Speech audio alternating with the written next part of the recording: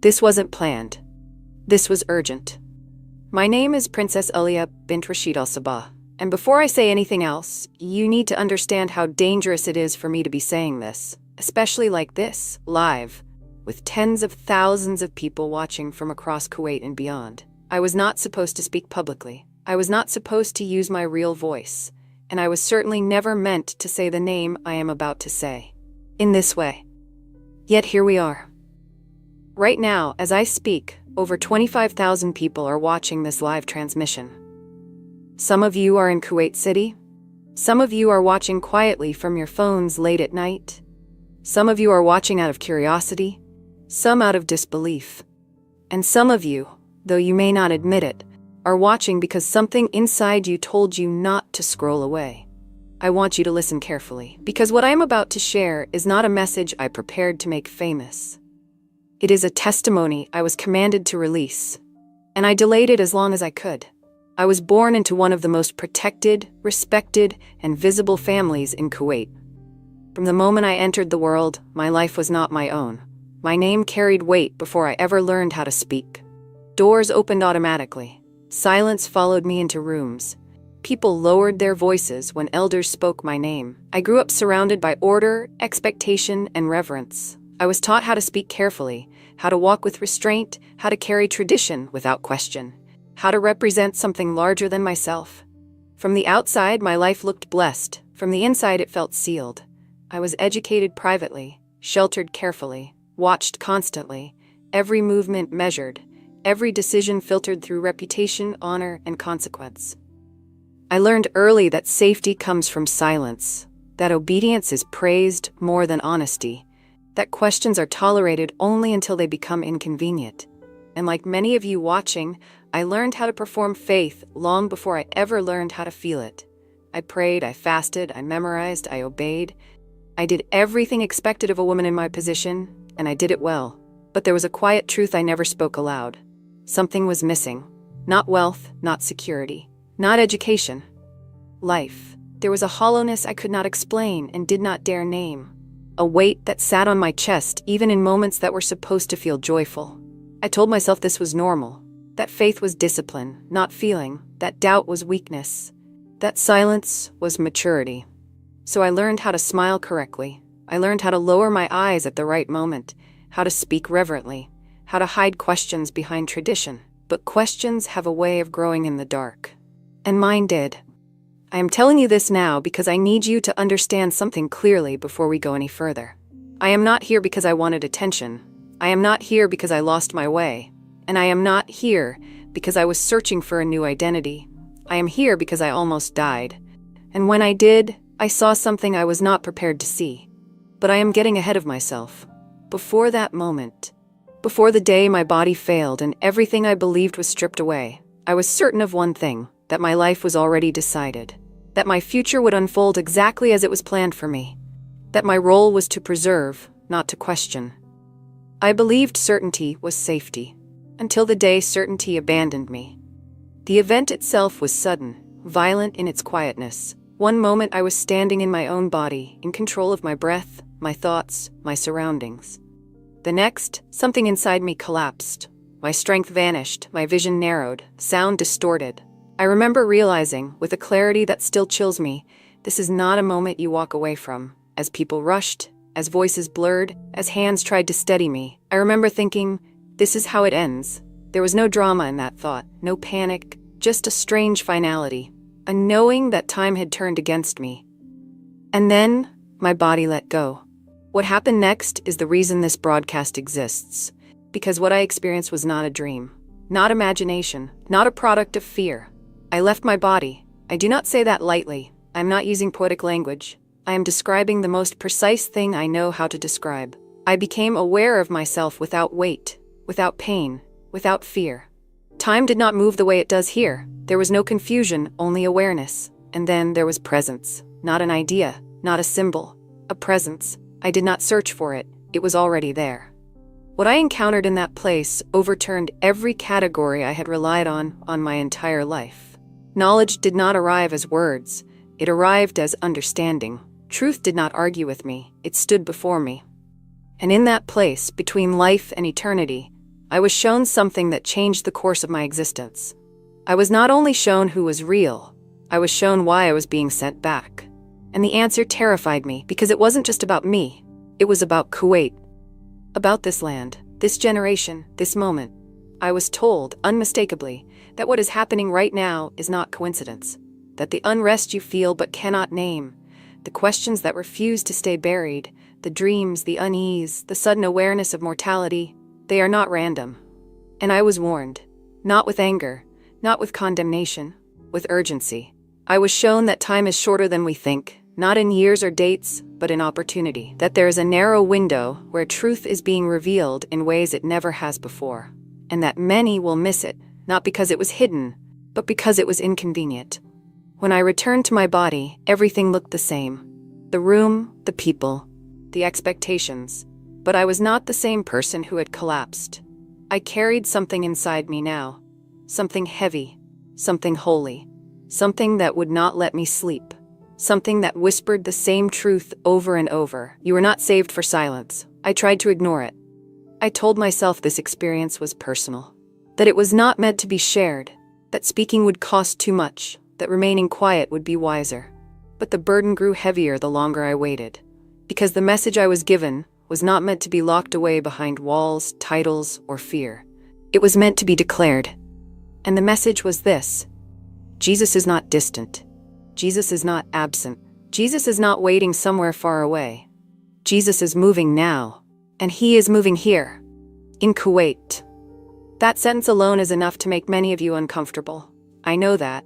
It made me uncomfortable too. It terrified me. I understood immediately what speaking it would mean, what I could lose, how it would be interpreted, who would turn away. Yet the truth does not become less true because it is dangerous. And tonight, I am no longer willing to pretend that silence is faithfulness.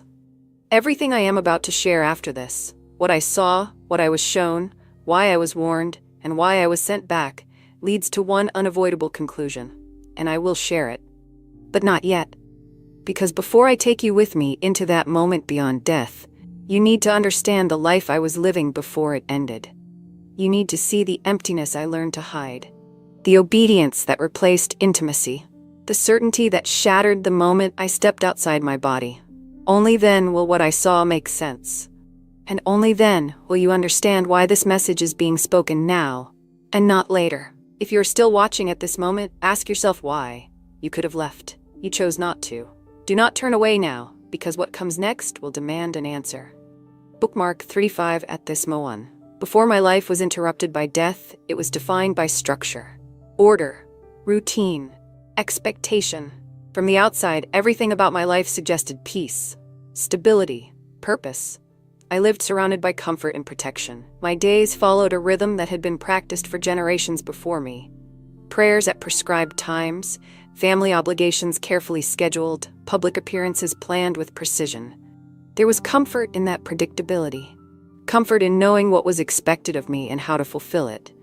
And yet, beneath that structure, something inside me was slowly collapsing. I learned early how to be seen without being known. In my world, identity was inherited, not discovered. You did not ask who you were told.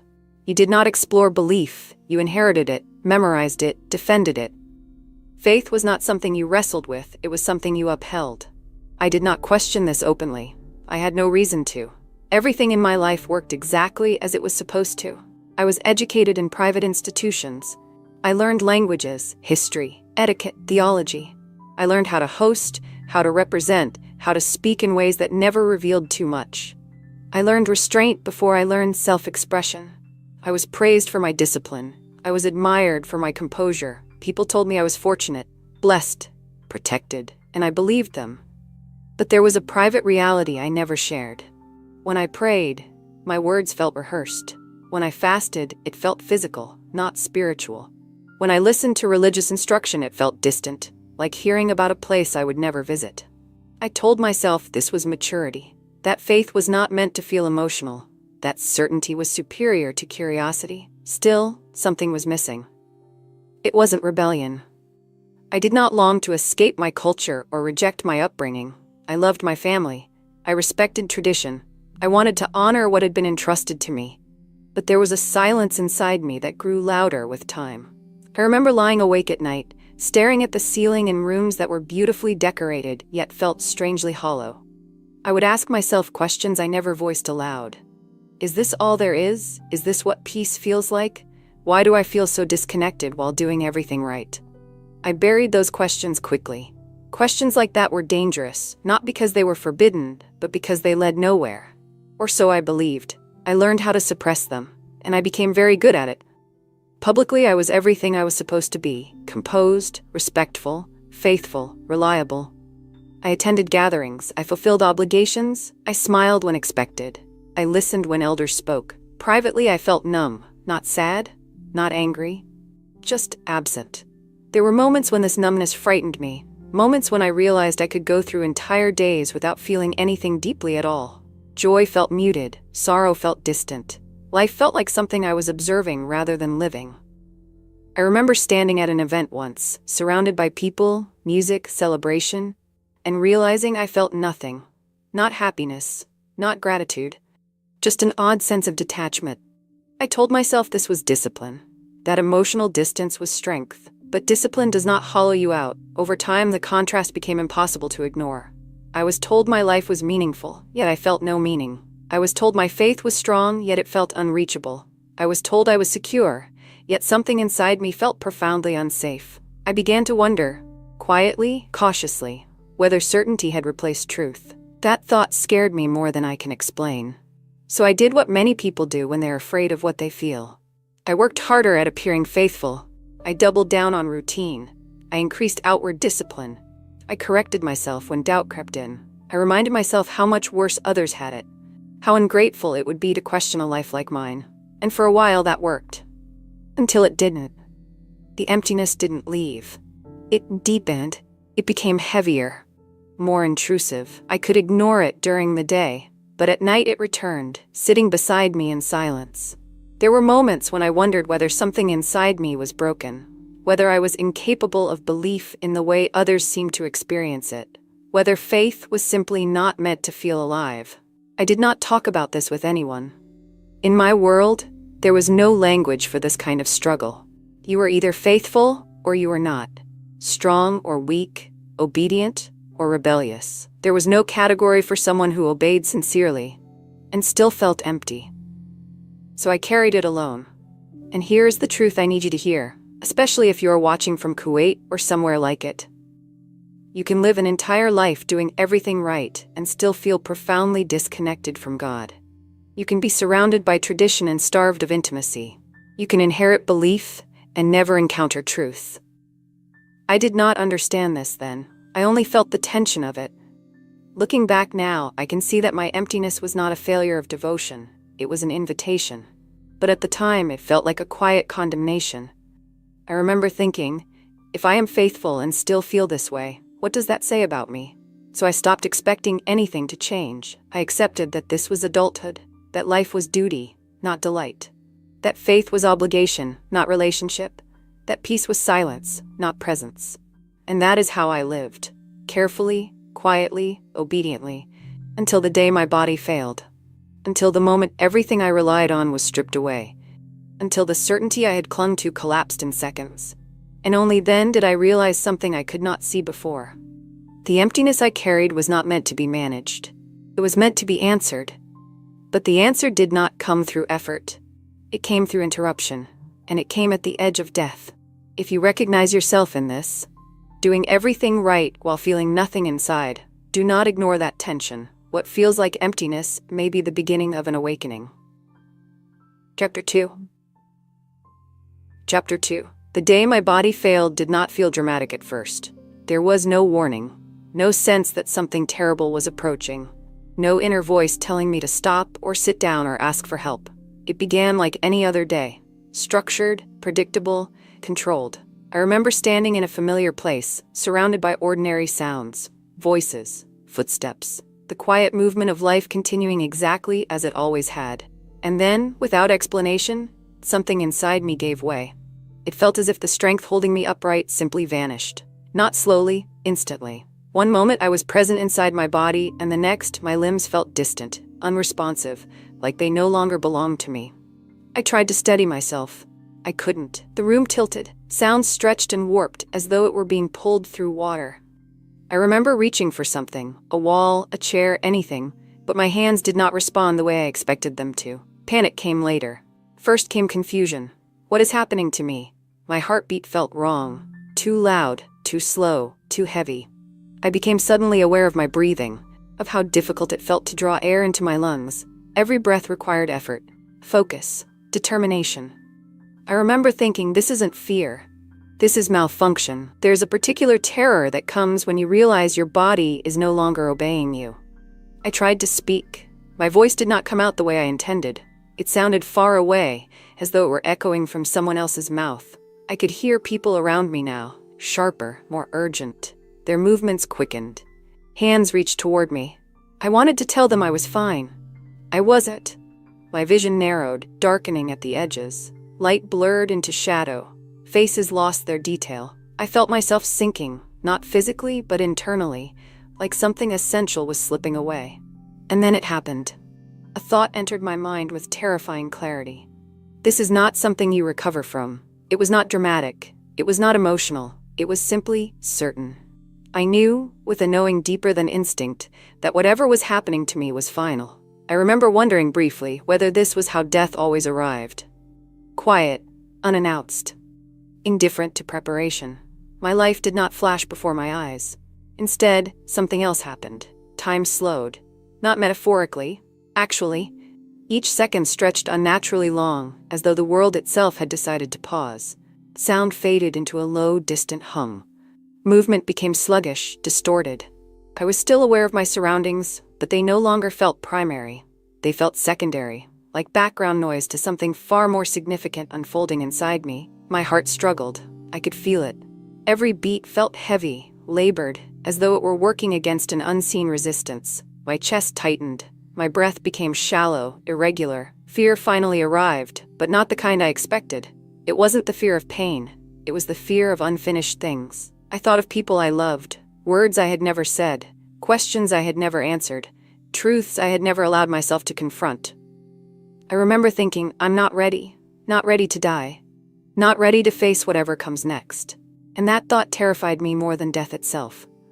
I had always believed that faith provided certainty at the end, that obedience prepared you for this moment, that if you lived correctly, you would face death calmly. But as my body began to shut down, I realized something deeply unsettling. I did not feel prepared. I did not feel peace. I felt exposed, as if everything I had hidden from myself was suddenly visible. I felt the weight of my life, not the actions, but the emptiness, the absence of connection, the lack of intimacy with the God I had spoken about all my life. And then something strange happened. The fear stopped, not because I overcame it, but because my body did something unexpected. It let go. The struggle ceased. The effort to breathe vanished. The weight in my chest disappeared. Pain, whatever pain had been present, dissolved instantly. And in its place came stillness. I was no longer fighting to stay present. I was no longer anchored to sensation. I was no longer fully inside my body. I became aware of myself in a way I had never experienced before. I could perceive, but not through my eyes. I could hear, but not through my ears. I was aware, without effort. And then I realized something that should have been impossible. I was above myself. I do not mean this symbolically. I was aware of my body below me. I could see it. Still. Pale. Surrounded by people moving with urgency.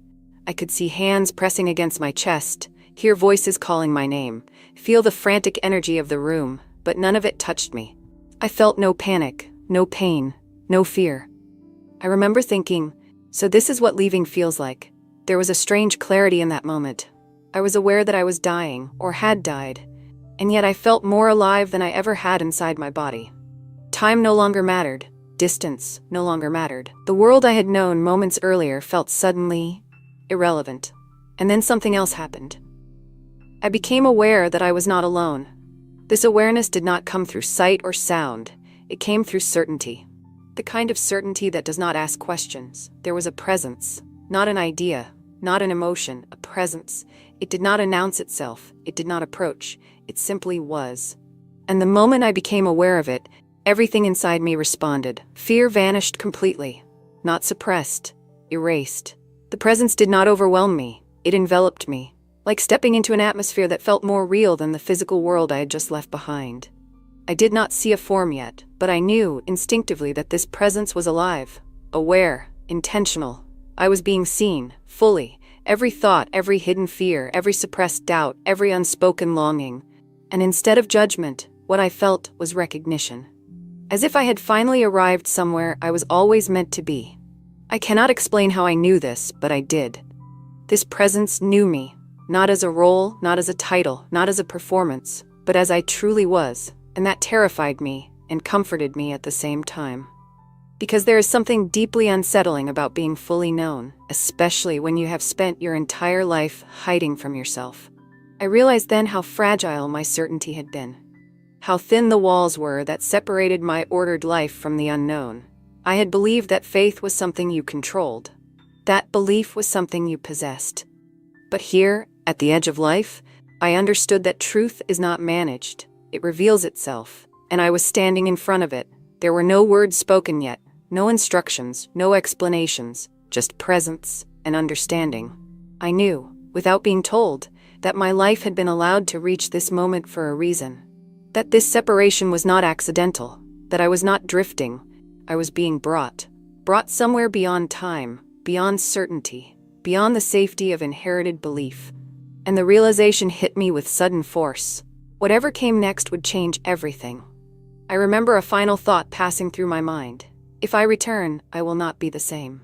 And then, I crossed fully beyond the boundary I didn't know existed. The world I had known disappeared completely. No sound, no light, no body, only awareness and presence. And what awaited me there would redefine truth itself. If your life ended the way mine almost did, without warning, without preparation, are you truly certain where you would wake up? Chapter 3. When I crossed fully beyond the boundary of my body, the first thing I understood was this: I had not fallen into nothingness. I had entered reality. The world I had known, with its weight, its noise, its urgency, did not dissolve into darkness. It dissolved into irrelevance. It was not destroyed. It was simply smaller, thinner, less real than what surrounded me now. There was no sensation of movement, yet I was no longer where I had been. Time did not pass the way it does here. There was no before or after, no waiting, no distance.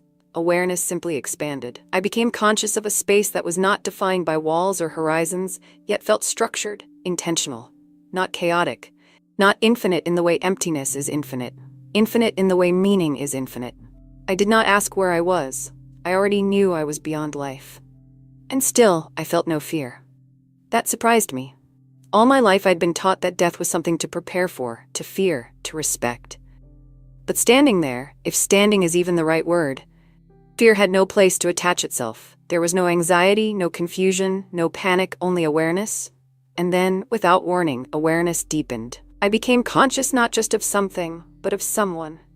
This awareness was immediate and unmistakable. There was a presence, not emerging, not approaching, already there. I want to be careful with my words here, because language is inadequate for what I am trying to describe. This presence was not simply nearby. It was not external in the way physical objects are external. It was all-encompassing, and yet it was personal. The presence did not dissolve my identity. It did not overpower me. It did not erase me. Instead, it made me more myself than I had ever been. I knew instantly, not through logic, not through deduction, but through recognition. This was the source of life, the source of truth, the source of everything that had ever existed or ever would. And I was fully exposed before him. Not exposed in shame, exposed in clarity. Every layer of pretense fell away. Every role I had ever played became irrelevant. Titles, lineage, reputation, none of it followed me into this place. I was not a princess there. I was a soul, known, completely. I remember expecting judgment, expecting accusation, expecting disappointment. What I encountered instead was something far more unsettling and far more beautiful. I encountered truth without cruelty. This presence knew every thought I had ever hidden, every doubt I had suppressed, every prayer I had recited without meaning, every moment of emptiness I had tried to ignore. And yet, I felt no condemnation. What I felt was sorrow. Not his sorrow for himself, his sorrow for me. I understood then something that had never occurred to me in life. God is not distant. He is not unmoved. He is not unaware. He sees with unbearable clarity, and he feels. That realization broke something inside me. Because I had lived my entire life believing that faith was about reaching upward, about striving, obeying, proving, maintaining. But here, in the presence of absolute truth, I realized something devastating. God had always been reaching toward me, and I had never noticed. The presence did not speak at first. There were no words. There did not need to be. Understanding flowed directly into me, not as information, but as awareness. Like remembering something I had always known, but forgotten. I saw my life, not as a sequence of events, but as a condition. I saw the obedience without intimacy, the discipline without love, the certainty without relationship. I saw how I had inherited belief, but never encountered truth. And I saw how desperately I had tried to fill the emptiness with performance. This was not shown to shame me. It was shown to heal me. I became aware then of something else, something I had never expected. I was not alone in this place. There were others, not in the way people are together in a room, not separated by bodies or distance, but present, aware, existing in the same reality. I could sense them without seeing them, each one distinct, each one known, and I understood with sudden clarity that life does not end when the body stops. It continues. But not all continue in the same way. This realization came with weight, a gravity that pressed into my awareness, because alongside the peace I felt there was also urgency. I became aware that what I was experiencing was not automatic. Not everyone arrives here. Not everyone encounters this presence in this way. Not everyone remains. That truth shook me. I had always assumed that sincerity was enough, that devotion was enough, that doing your best would somehow be counted. But here, sincerity was not the measure. Truth was. And truth was not subjective, it was personal. And then he spoke. Not with sound, not with a voice that vibrated the air, but with clarity that resonated through my entire being. I knew instantly who he was. I did not need to be told. This was Jesus. Not the distant figure I had heard referenced. Not the name spoken cautiously or academically. Not the symbol debated by theologians. This was Jesus Christ, alive, present, authoritative, and infinitely gentle. The moment I recognized him, something inside me collapsed. Every internal defense, every justification, every carefully maintained boundary. I realized with unbearable clarity that he was not unfamiliar. I had known him my entire life, not consciously, but relationally. He had been present in every moment of emptiness, every unanswered question, every longing I could not name. And now, standing before him, I understood why nothing else had ever filled that space. He looked at me, and I use that word carefully because this was not physical sight, and I felt something I had never felt before. I felt chosen, not selected, chosen, known before I knew myself, loved before I loved him, and the weight of that love was overwhelming. It was not sentimental, it was not conditional, it was holy, and it demanded honesty. I did not speak, I could not. But he knew what I would have said. He knew my fear, he knew my resistance, he knew what this would cost me. And still, he was there. I became aware then that I was being shown things. Not visions in the way we imagine visions, but truths made visible. I saw the beauty of communion with God, what life was always meant to be. Not obligation, not fear, not performance, but intimacy, presence, relationship. I saw what it meant to be truly alive. And then, as suddenly as the peace had come, the atmosphere shifted. The light did not disappear, but the awareness deepened. I was shown something else, something I did not want to see. I became aware of separation. Not punishment in the way we imagine punishment, separation from God, from life, from truth, from love. It was not chaos, it was absence. And absence, I learned, is far more terrifying than pain. I sensed souls who had rejected truth, not violently, not rebelliously, but quietly, respectfully, conveniently. People who had chosen certainty over surrender, tradition over relationship, comfort over truth. They were not screaming, they were not raging, they were empty. And they knew it. That knowledge was unbearable. I understood then that hell is not merely fire or torment, it is existence without God. Life without the source of life. Truth without light. Eternity without love. And the most horrifying part was this. No one there was surprised. They knew, they remembered, they understood exactly what they had refused. I felt grief then, a grief so deep it threatened to overwhelm me. and Jesus felt it too. I could feel his sorrow. Not anger, not vengeance, sorrow, because he had made a way, and many had turned away. I wanted to look away, I wanted the vision to stop, but he did not force me to remain. He allowed me to understand. Just enough. Enough to know that eternity is not abstract, it is not symbolic. It is real, and choices made in life echo beyond death. Then, with gentleness that still brings tears to my eyes, the focus returned to me. I knew what was coming. I knew the question before it was asked, and still hearing it changed everything. You must return. The words were not spoken aloud, they were placed within me. I felt resistance immediately. I did not want to return. How could I? How could I go back to pretending, back to silence, back to a life that now felt impossibly small? I understood what returning would mean. Loss, misunderstanding, risk, isolation. I knew I would never fit comfortably into my old life again, and yet I also knew I could not stay. Not yet. There was something I had been shown, something I had not yet been allowed to fully understand, something specific, something tied to time and place and people. But not yet, not yet. I felt myself being drawn backward, not violently, not suddenly, but firmly, purposefully. The presence did not leave me, but the environment began to shift. Awareness narrowed, clarity condensed, and with one final realization, that life itself was now a responsibility, not a possession, I was pulled back toward my body. The last thing I understood before sensation returned was this. I had not been saved from death by accident, I had been sent back on assignment. And what I was sent back to say would not be optional. If what you've just heard feels uncomfortably real, not emotional, not symbolic, but true, then you already know this isn't something you can ignore. Chapter 4. The return did not happen all at once. I did not snap back into my body like a sudden awakening from sleep. I drifted, slowly, deliberately, through layers of awareness, narrowing, condensing, becoming heavy again. Sensation returned in fragments. Cold, pressure, sound. I became aware of weight first, the unbearable heaviness of gravity pressing me downward, pulling me into a body that suddenly felt fragile and restrictive. Breath returned like an unfamiliar task, sharp, involuntary, painful. My chest convulsed as air forced its way into lungs that had forgotten how to work. Pain followed.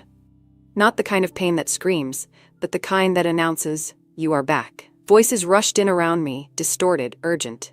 Hands moved. Light burned behind my eyelids. My body responded before my mind did, coughing, gasping, trembling. And then I opened my eyes. The world I returned to looked unchanged. The ceiling was the same. The room was the same. The people were the same. Everything appeared exactly as it had been moments or eternities before. But I was not the same. I knew that immediately. I lay there, unable to speak, tears streaming down the sides of my face without warning or control. My body shook as though it were struggling to contain something far larger than itself. I was alive, but I was not merely alive. I had returned knowing. Knowing does not mean remembering facts. It means carrying truth so deeply that it reshapes the way reality feels. I had seen life without time, truth without argument, love without condition. And now I was back in a world built on schedules, roles, and expectations. The contrast was unbearable. I closed my eyes again, not because I was tired, but because opening them felt wrong. Too small, too loud, too limiting. The world felt dull in comparison, like stepping from sunlight into shadow. I remember thinking, "Why did you bring me back?" The question did not come from anger. It came from grief. I did not want to return. I did not want to carry what I now carried. I did not want to feel the weight of what I had been shown without the comfort of remaining where truth was fully visible. And yet, even as I lay there struggling to orient myself, I understood something with absolute clarity. I had not returned by mistake. The same certainty that told me I had died now told me I had been sent back, not spared, not rescued, sent. That distinction matters. Being spared implies accident. Being sent implies purpose, and purpose is heavier than fear. Over the hours that followed, as my body stabilized and the urgency around me softened, the reality of my situation began to sink in. I was alive, and that meant responsibility. I had been shown something not everyone is shown, not because I was deserving, but because I was positioned. Positioned in a place where silence would be safer and obedience would be costly. As the room emptied and the attention shifted away from me, I was left alone with my thoughts for the first time since returning. That was when the weight truly settled. I tried to rationalize what had happened. I told myself my mind had created meaning in a moment of crisis. That fear had shaped perception. That stress had produced images my brain could not process. But those explanations collapsed under the weight of one undeniable fact. What I had experienced was more real than anything I had ever known. It was not hazy, not dreamlike, not symbolic. It was structured, intentional, coherent, and worst of all, it made sense. Everything I had felt empty about in life suddenly had an explanation. The absence I carried was not because faith was shallow, it was because it was incomplete. The discipline I practiced had not been wrong. It had been insufficient. Truth had never been something I could inherit. It had to be encountered. And now that I had encountered it, I could not unknow it. I lay there replaying moments from the encounter, not as memories, but as impressions layered into my awareness. I remembered the peace, the clarity, the unbearable love, and I remembered the separation, the absence, the sorrow. Those impressions did not fade with time, they sharpened. I began to understand that what I had been shown was not merely for my reassurance or comfort, it was instruction. I had been allowed to see what most never see until it is too late, not to frighten me, but to prepare me. Because I was not being sent back to resume my life. I was being sent back to interrupt it. This realization frightened me more than death ever had. I knew immediately what interruption would mean. It would mean no longer fitting comfortably into conversations that once felt normal.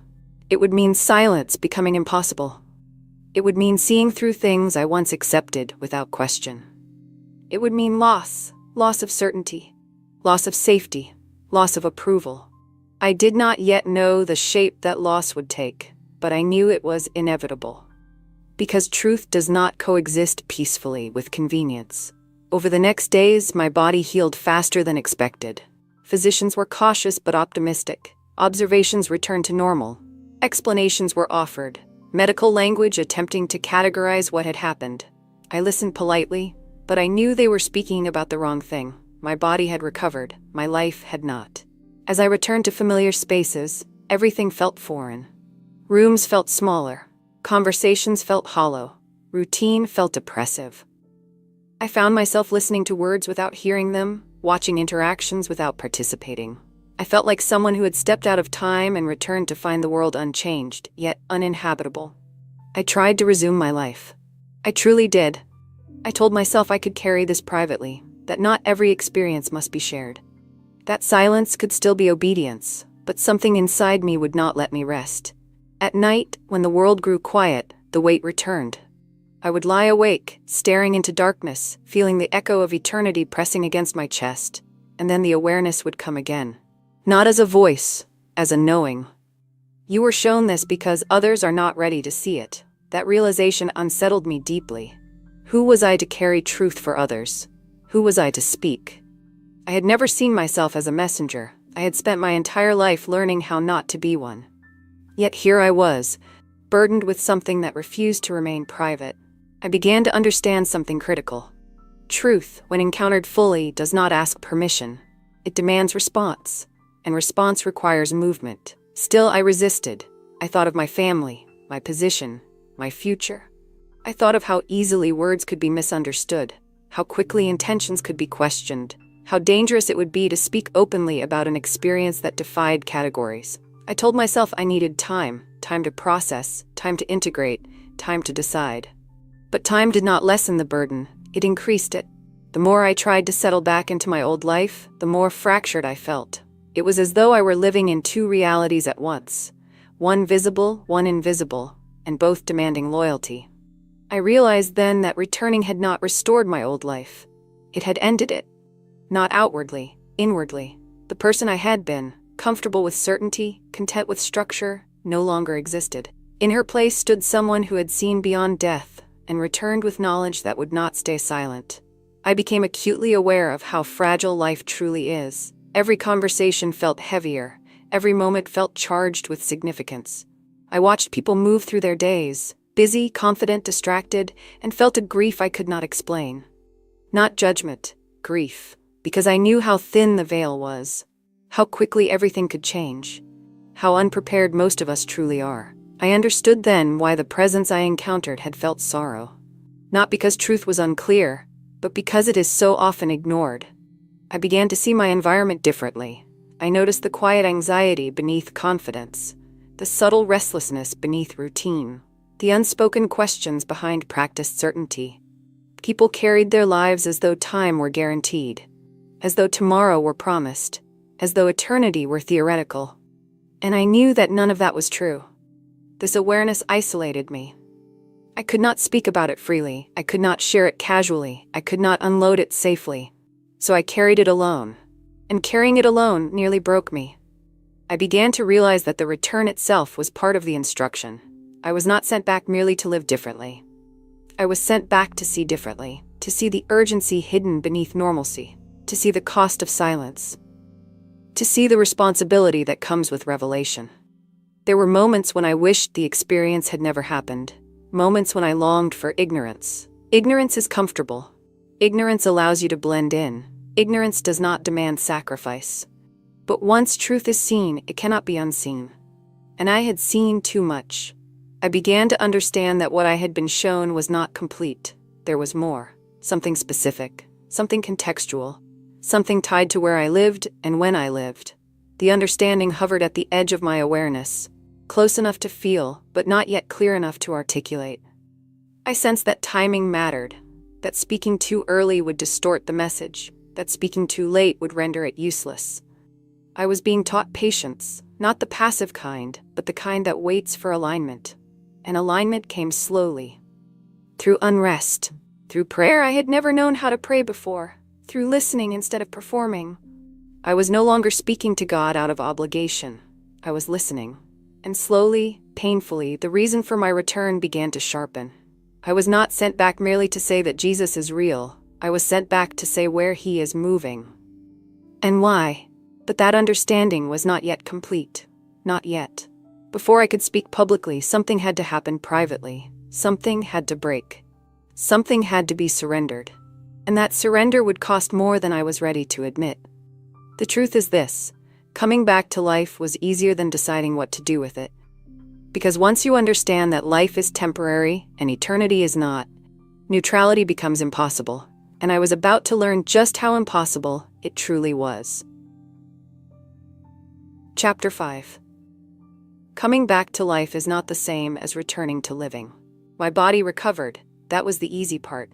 The bruising faded, the strength returned, my breath normalized, physicians were satisfied, explanations were offered, filed, archived.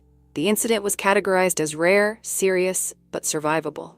They believed the danger had passed. They were wrong. The real danger had only just begun. Because when you return from the edge of eternity, you do not return neutral. You return carrying a knowledge that makes ordinary life feel fragile, almost dishonest. You move through familiar spaces with the awareness that everything you see is temporary. Every word spoken, every plan made, every assumption about tomorrow rests on a foundation far thinner than anyone wants to admit. I woke each morning with the same awareness pressing against my chest. You are still here for a reason. At first, I tried to pretend nothing had changed. I dressed as I always had. I moved through my days with the same precision. I attended the same gatherings. I answered questions politely. I thanked people for their concern. I smiled when appropriate. From the outside, I had recovered. From the inside, I was breaking apart. I would sit in conversations and suddenly feel as though I were watching myself from a distance, aware of every word, every gesture, every carefully constructed sentence. I could hear how hollow some of my own responses sounded, how automatic my expressions had become. People spoke about plans months and years into the future, and I felt an ache I could not explain. They spoke with certainty, with confidence, as though time were obedient and predictable. I wanted to interrupt them. I wanted to say, "You don't know how thin the veil is," but I didn't. I learned quickly that silence can be louder than speech. At night, when the world quieted and expectations loosened their grip, the weight returned in full. I would lie awake replaying fragments of what I had seen, not images, but impressions that settled into my thoughts with clarity that refused to fade. The peace, the presence, the truth that felt more solid than the bed beneath me. And always, beneath it all, the same realization. I can't go back. Not physically, internally. The life I had known, structured, obedient, secure, no longer fit the person I had become. I had crossed a line that could not be uncrossed. The questions I once suppressed now demanded answers. The faith I once performed now required honesty. I began to understand why so few speak openly about experiences like mine. It is not because they lack conviction. It is because conviction demands sacrifice, and sacrifice is expensive. I tried to pray the way I always had. The words felt wrong. Not false, insufficient. They sounded like echoes of something deeper I had tasted, but could no longer reach in the same way. I found myself sitting in silence instead, unsure how to speak, afraid of saying the wrong thing. That was when something unexpected happened. I stopped talking, and for the first time in my life, I started listening. Not for answers, for alignment. There were moments when fear surged unexpectedly, not fear of death, I had already crossed that threshold, but fear of exposure. Fear of being misunderstood, fear of losing everything I had built my life around. I knew with uncomfortable clarity what obedience would eventually require. It would require honesty, and honesty would cost me safety. I had been shown truth in a place where titles meant nothing, where status did not follow, where reputation dissolved. Now I was back in a world where those things mattered deeply. Reconciling those two realities felt impossible. I began to experience a kind of internal fracture. Part of me wanted to protect what remained of my old life, to preserve stability, to maintain appearances, to keep peace. Another part of me knew that peace built on silence is not peace at all. It is delay. And delay, when truth is involved, becomes disobedience. I started to notice changes in myself that others did not yet see. I became more aware of suffering, subtle, quiet suffering that hides behind politeness and routine. I noticed restlessness in conversations, fear disguised as confidence, longing hidden beneath certainty. I saw myself in them. I wanted to reach out, to speak, to offer something, but I didn't yet know how. The burden was not just what I had seen, it was why I had seen it. I sensed that my return was not about a private transformation.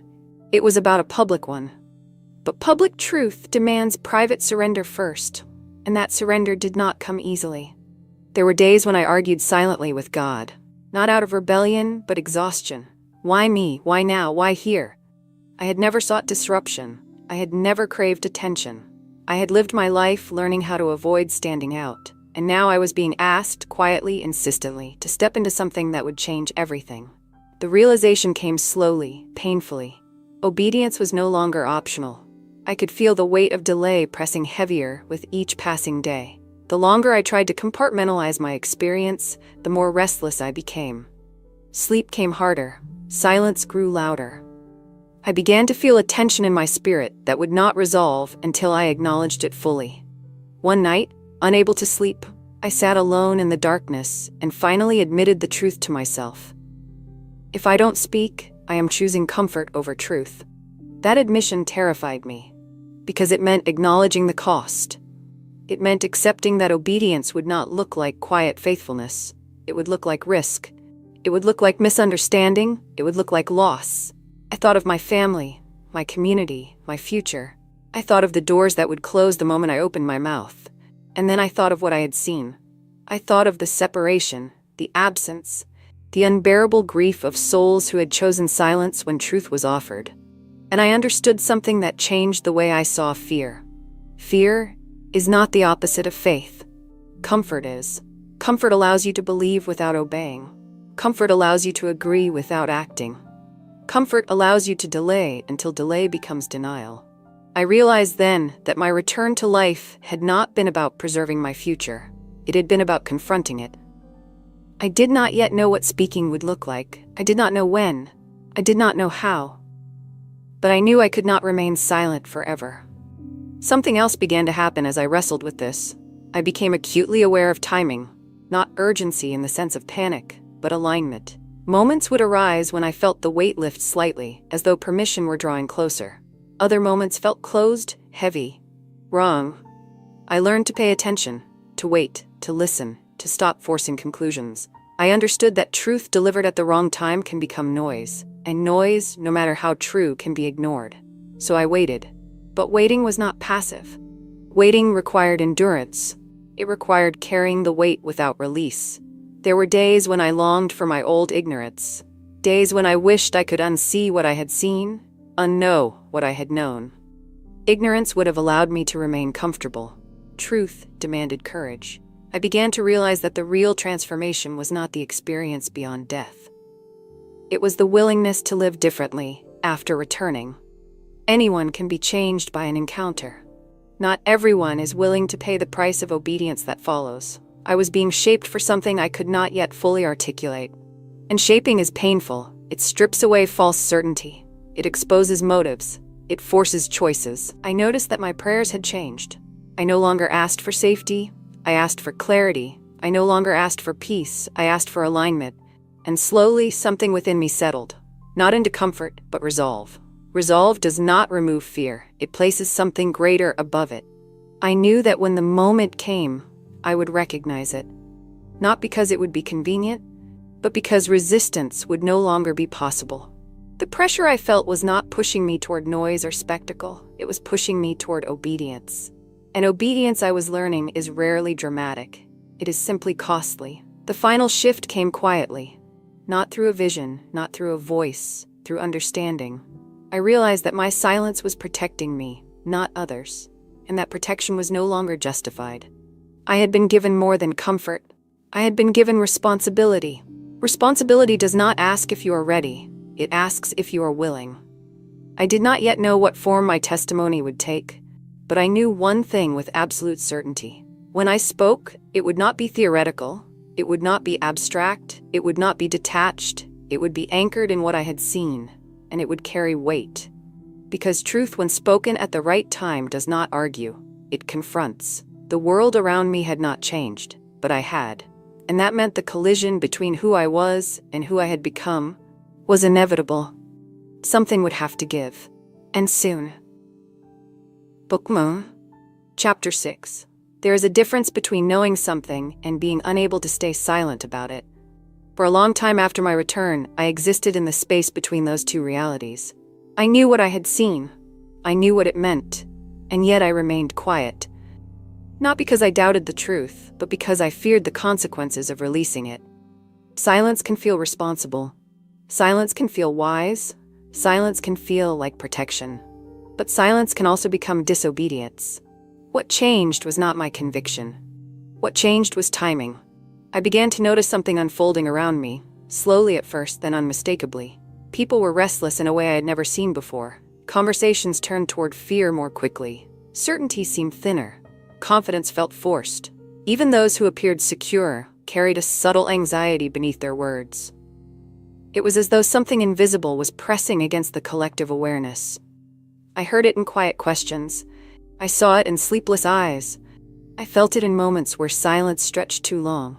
And each time I sensed it, the weight inside me grew heavier. I realized that what I had experienced beyond death was no longer only mine. It was colliding with the present moment in ways I could not control. The truth has its own momentum. I tried to convince myself that speaking publicly was unnecessary, that individual conversations would be safer, that private guidance would be enough. But the impression I carried would not allow that compromise. What I had been shown was not meant to be diluted. It was meant to be declared, and declaration requires exposure.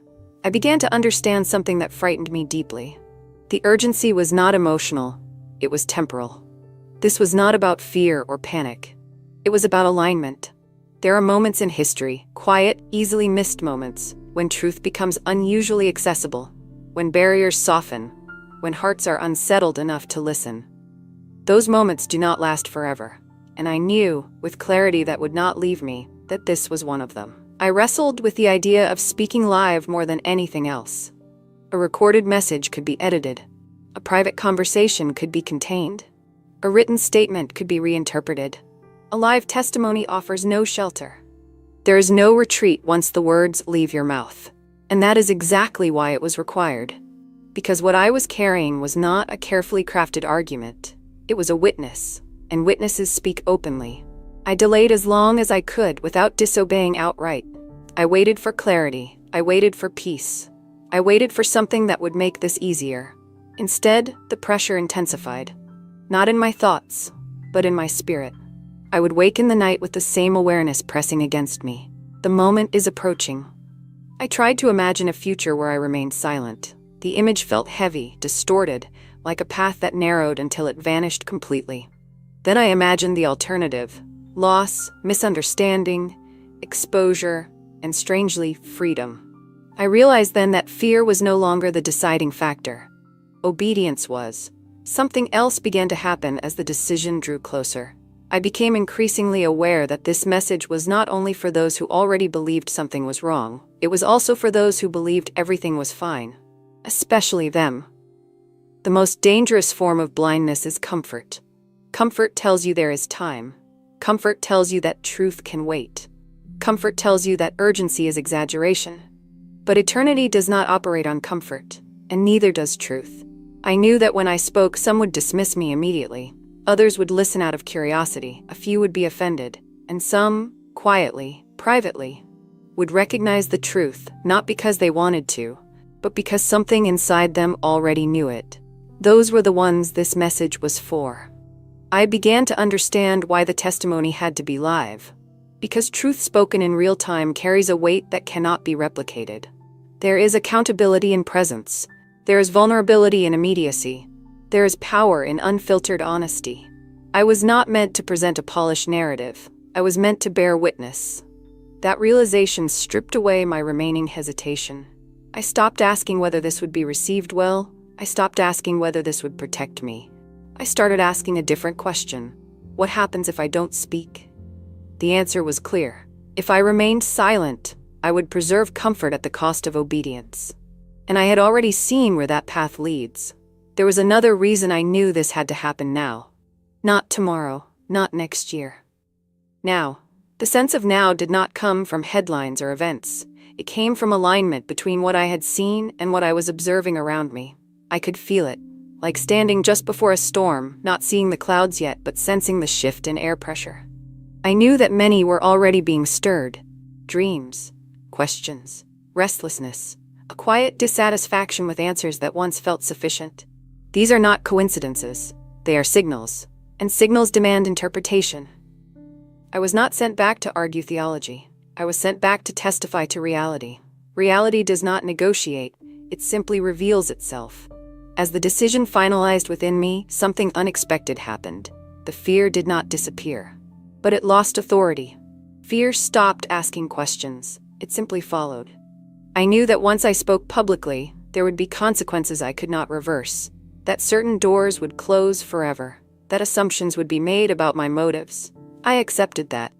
What I could not accept was carrying this truth into eternity, having chosen silence. There is a cost to speaking. There is also a cost to remaining quiet. I had already seen which cost was greater. I chose the one that aligned with truth.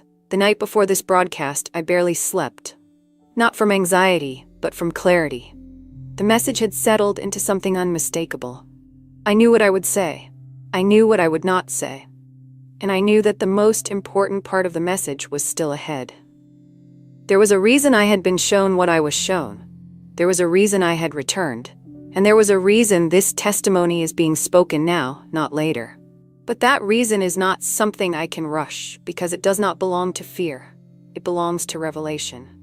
I am not speaking live because I want attention. I am speaking live because truth requires witnesses who are willing to be seen. I am not speaking live because I believe I am important. I am speaking live because what I saw is important, and I am not speaking live to convince you. I am speaking live because once you hear what I was shown next, you will understand why delay was no longer possible. There is one final truth I was given, one message that ties everything together, a message that explains why this moment matters, why this land matters, why the stirring you feel is not random, and why what is happening now will not wait for comfort or consensus. I have held it back deliberately, because once it is spoken, neutrality ends. And that is not something I wanted to force prematurely. But now, the moment has arrived. In the next and final chapter, I will tell you what I was shown about Kuwait, why this place, why this generation, why now, and why the words I am about to speak cannot be taken back. Final chapter. I want to begin this final part by saying something clearly, calmly, and without exaggeration. What I am about to share is not speculation. It is not interpretation. It is not an opinion formed after reflection. It is the last thing I was shown before I was sent back. And I was told, without words, but with certainty, that this part was not to be shared immediately. It was to be released only when the moment aligned, only when delay would become disobedience. That moment is now. When I was in that place beyond my body, when time no longer pressed forward and truth was not filtered through language, I was shown something that did not belong only to me. I was shown a map of urgency. Not a physical map, a spiritual one. I became aware of regions, not as borders or nations, but as places of attention. Places where something was already moving. Places where hearts were being unsettled, questions stirred, and resistance weakened. Some places felt closed. Some felt dormant, some felt hard, heavy, unresponsive. And then there were places that were awakening. Not loudly, not publicly, quietly. Kuwait was one of them. I did not understand this immediately. At first I resisted it. I told myself I was reading meaning into something that could not be proven, that my emotions were filling in gaps, but the understanding did not leave. It deepened. I was shown that Jesus is not waiting for permission. He is not limited by institutions. He is not restricted by borders. He is not stalled by tradition or certainty. He moves where hearts are soft enough to hear. And right now, this very moment, he is moving in Kuwait. Not as a symbol, not as a distant idea, but as a living presence. I was shown that many in this land are already encountering him, often without language for what is happening. Some through dreams. Some through questions they cannot silence. Some through a sudden dissatisfaction with answers that once felt sufficient. They do not know what to call it yet, but they feel it. That stirring you've tried to ignore, that restlessness you can't explain, that sense that something is missing even though everything looks fine. It is not imagination. It is invitation. I was shown that this is not a season of mass spectacle. It is not a moment of loud conversions or public declarations. It is subtler than that. It is a season of exposure of emptiness, exposure of fear, exposure of the limits of inherited certainty. Jesus is not coming to destroy culture, he is coming to fulfill truth. And that truth is not abstract, it is personal. I was shown individuals, faces I did not recognize, names I did not know, sitting alone late at night, staring at screens, searching quietly. Not for rebellion, not for escape, for meaning. I was shown families who appear united on the outside but are fractured internally by silence, by unspoken doubts, by generational pressure that has replaced intimacy. I was shown young people who are doing everything right and still feel hollow. I was shown elders who have lived faithfully for decades and are quietly afraid of what comes next because certainty has not produced peace. And I was shown something that broke my heart. I was shown how close many are to truth, and how easily they will miss it if it is not spoken clearly. That is why I was sent back. Not to condemn, not to accuse, not to argue, but to witness. Jesus is not moving in Kuwait because people are perfect. He is moving because people are honest enough, finally, to admit they are not. Because comfort has cracked. Because certainty has thinned. Because the answers that once satisfied are no longer enough. This is not a threat. It is mercy. I was shown that the greatest danger in this moment is not opposition, it is delay. Delay tells you there will be time later. Later to ask, later to seek, later to respond. But later is not guaranteed. I am not speaking about dates or disasters. I am speaking about opportunity. Opportunity to respond while hearts are open. Opportunity to seek while truth is near. Opportunity to encounter Jesus before distraction closes the door again. I was shown that Jesus is not waiting at the end of a religious system. He is standing at the door of the heart, and he knocks softly. So softly that many mistake it for their own thoughts. But once you recognize it, you cannot unrecognize it. That is why this message is dangerous. Not because it is aggressive, but because it is precise. It does not attack belief, it exposes longing. And longing demands an answer. I want to be clear about something else. Jesus is not calling you to abandon your identity. He is calling you to fulfill it. He's not calling you to a foreign god. He's calling you to the source of life. He's not calling you to performance. He is calling you to relationship. And relationship requires honesty. That honesty begins with one question: am I willing to be wrong if truth is at stake? That question terrifies us, because certainty feels safer than surrender. But I saw where certainty without relationship leads, and I saw where surrender leads. I was shown that heaven is not a reward for effort, it is the natural home of those who know God.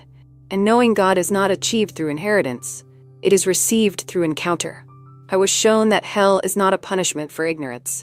It is the result of rejecting truth when it is revealed. Not violently, quietly, politely, conveniently. That is why neutrality is so dangerous. Neutrality feels safe, but it is a choice, and choices echo into eternity. I did not return to life to frighten you. I returned to tell you the truth. Jesus is alive. He is present. And he is moving now in Kuwait. Not waiting for approval, not constrained by expectation, not hindered by silence. The only question that remains is this: what will you do with what you have heard? You do not need to understand everything. You do not need to agree with everything. But you cannot pretend you were not invited. If something stirred inside you as I spoke, something quiet, something persistent, do not dismiss it. That is not emotion.